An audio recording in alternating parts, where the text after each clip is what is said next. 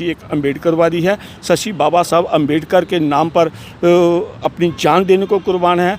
RSS की हम विचारधारा को नहीं मानते हैं। नेशनल A1 न्यूज़ में आपका स्वागत है। आज हमारे चैनल पर एक सोशल एक्टिविस्ट हैं जिनका नाम है शशि सियाल जी।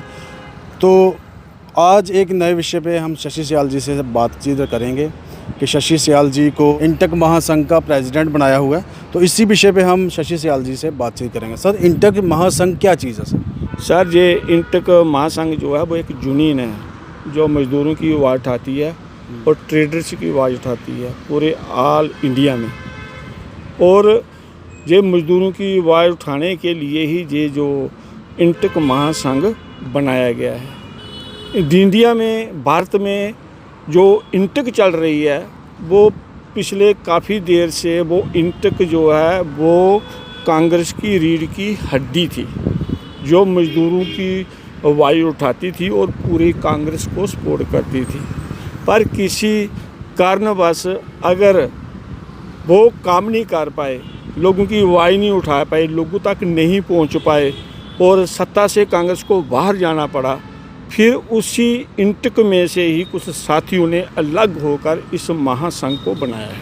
उस महासंघ के जरिए अब पूरे भारत में ये जो काम चल रहा है इंटक महासंघ का। इंटक जो महासंघ है, राष्ट्रीय मजदूर कांग्रेस महासंघ, Indian national trade union Congress, इसका इंटक के साथ कोई लेना देना नहीं है। ये अलग ऑर्गेनाइजेशन है, ये अलग यूनियन है, ये कांग्रेस को सपोर्ट करती है और कांग्रेस के लिए काम करती है और मज़दूरों की आवाज़ उठाती है। इंटक अपनी जगह पर है, लेकिन जो इंटक महासंघ है, जो इंटक फेडरेशन है, वो अपने बलबूते पर पूरे भारत में काम कर रही है और पूरे भारत में हर स्टेट में इसका नेटवर्क है। उसी सिलसिले में जम्मू में इसका जो प्रभारी मुझे बनाया गया है और इसकी पूरी जिम्मेवारी मेरे पास सौंपी गई है। सर, जो इंटक महासंघ फेडरेशन बनाई हुई है सर, इसका ये किस पार्टी की है? जो कांग्रेस की है?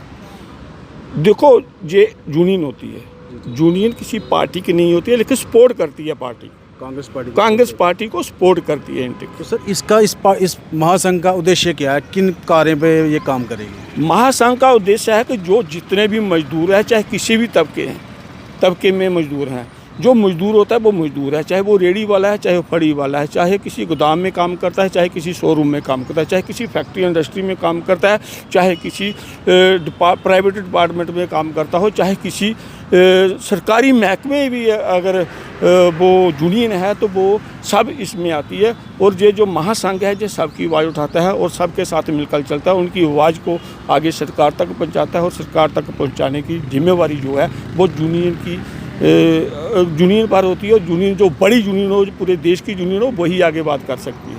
तो सर, ये कांग्रेस पार्टी के आप कार्यकर्ता हो, कितने साल से हो? सर, मैं कांग्रेस के साथ 2005 से जुड़ा था, लेकिन इसके अलावा हमने अपनी ही ऑर्गेनाइज चलाती हैं, सोशल वर्कर हैं, सामाजिक हैं, समाज के साथ चलती हैं। और हम मजदूर दस्तकार यूनियन जो है उसका मैं जनशक्ति हूँ, जो 2005 से चला रहे हैं और हम मजदूरों की बात उठा रहे हैं। मजदूरी की बात उठाते उठाते ही अगर कांग्रेस के किसी नेता की नज़र हम पर पड़ी, उन्होंने हमें दिल्ली बुलाया तो हम दिल्ली गए। दिल्ली से वहाँ से ये हमें लेटर मिला है और उन्होंने जिम्मेवारी सौंपी है कि आप जम्मू कश्मीर में जाकर मजदूरों की आवाज़ उठाओ और हम उस जिम्मेवारी को अच्छी वाली भांति निभाएंगे। सर, मजदूर तबके में जितने भी लोग आते हैं वो तो सारे दलित हैं। हाँ, वो तो दलित है, वो तो हमें पता है। सर, मैंने कितने बार जितने भी हमारे पिछले इंटरव्यू देख लो और हमने काफ़ी बार कहा है कि मज़दूर आज पीछे क्यों है। मज़दूर इसलिए पीछे है कि ये जो पॉलिटिकल पार्टियों की जो यूनियनें बनती हैं ना, वो एसी रूम में बैठकर बनती हैं। ये जो लोग होते हैं, लीडर बनाए जाते हैं ना, वे लोगों के लीडर नहीं होते हैं, मजदूरों की आवाज़ उठाने वाले लोग नहीं होते हैं। ये लोग भाई भतीजावाद के साथ बनाए जाते हैं और एसी रूम में बैठकर बनाए जाते हैं, उनको नॉमिनेट किया जाता है, लेकिन वो मजदूरों की आवाज़ नहीं उठाते। अगर मज़दूरों की आवाज़ उठाई होती इन लोगों ने, आज भी मज़दूर जो एक इंजीनियर के बराबर होता, एक एक्शन के बराबर होता, उस मज़दूर की ग्रोथ होती। लेकिन आज मज़दूर जो है कमज़ोर होता गया और अमीर अमीर होता गया। जो मज़दूर है, जो बाबा साहब अम्बेडकर द्वारा संविधान में मज़दूरों के लिए हक को कानून बनाए गए थे, वो भी लागू नहीं कर पाए, इसलिए मज़दूर वंचित रह गया और आज मज़दूर बेबस है। और मज़दूर का जो खून चूसा जा रहा है और गरीब आदमी को बिल्कुल टोटली ही आज भूख के कगार पर छोड़ दिया है इन पार्टियों ने। जी सर, एक मेन विषय पे हम आ रहे हैं। मेन विषय पे कुछ दिन पहले एक मैसेज सर्कुलेट हो रहा है जिसमें आपको कहा जा रहा है कि शशि सियाल आरएसएस का एजेंट है। क्या वो उसमें कितनी सच्चाई है? और सर ये जो आज ये वायरल हुआ है ये मैसेज, सर ये मैसेज जिसने वायरल किया है ना, पहले उसको साबित करने पड़ेगा कि शशि सियाल आरएसएस का है या नहीं है। जम्मू कश्मीर की आवाम तो क्या, जम्मू कश्मीर का SC ST OBC जो दलित समाज है, बहुजन समाज है, वो तो क्या, पूरे भारत में हर स्टेट में हर लोग जानते हैं कि शशि एक अम्बेडकरवादी है। शशि बाबा साहब अम्बेडकर के नाम पर अपनी जान देने को कुर्बान है। आरएसएस की हम विचारधारा को नहीं मानते हैं। बाबा साहब अम्बेडकर के अनुयायी हैं और हमने 14 साल गुरु रविदास, महात्मा बुद्ध और संत कबीर के भवन में सेवादारी की है। वहाँ पर पुजारी के तौर पर रहा हूँ। वहाँ बाम सेब के साथ हमने काम किया है और उसके कितने कैडर किए हैं और जितनी भी सामाजिक संस्थाएं हैं उनके साथ काम कर रहे हैं। ये जिसने मैसेज लिखा है वो बेवकूफ़ है, पागल है, शायद वो पागल हो गया है कि इसलिए वो ऐसा मैसेज करे। उस आदमी को ये साबित करना पड़ेगा। उसके लिए अगर मैं चैलेंज करूँ तो शायद उसको ये साबित नहीं कर पाए। ये बात है कि हम आरएसएस के नहीं हैं। और उसमें एक मैसेज में ये भी किया गया है कि ये कांग्रेस की गलत नीतियों में पाया गया। हम गलत नीतियों में पाए गए इंटक में। इंटक में पहले एक, आपको शायद मालूम नहीं होगा, आज से 6 साल पहले एक इंटक ने मुझे प्रेसिडेंट बनाया था। मैंने उस इंटक का प्रेसिडेंट बना था। वो इंटक थी सुंदरयाल की। जब उसका प्रेसिडेंट बना 6 महीने में मैंने अपना नेटवर्क पूरे जम्मू में स्थापित कर दिया। हमने जम्मू में प्रोग्राम किए, कटरा में किए, उधमपुर में किए, बटोत में किए, फिर डोडा में किए, फिर किश्तवाड़ चले गए।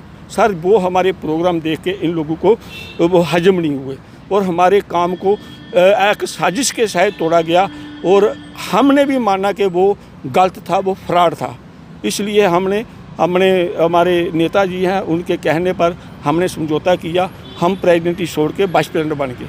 सर आप मानते हो कि झूठ, 6 महीने से जब से वो मुझे लेटर मिला है, लेटर ला के मैंने घर रखा है, उसने मुझे से मुलाकात नहीं की।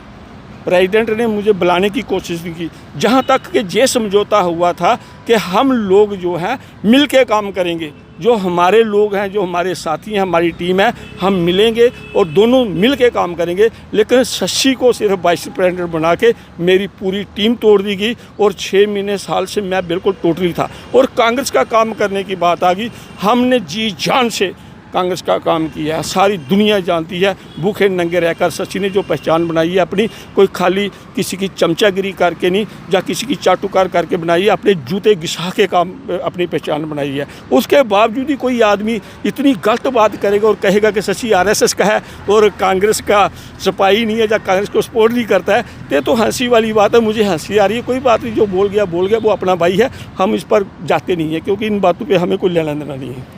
धन्यवाद। ये थे हमारे साथ शशि सियाल जी। तो इनको इंटेक्स का प्रेसिडेंट बनाया हुआ है JNK में। ये सिर्फ लेबर पे काम करने वाले हैं। तो इन पे जो इल्ज़ाम लगाया, जिसने भी लगाया, अगर वो अपना पक्ष रखना चाहते हैं तो वो भी पक्ष रख सकते हैं। अगर इन पे इल्ज़ाम लगाया उसको रिटर्न के साथ प्रूफ करके बताएं कि ये RSS के एजेंट हैं, तभी ये मानने लायक है। धन्यवाद।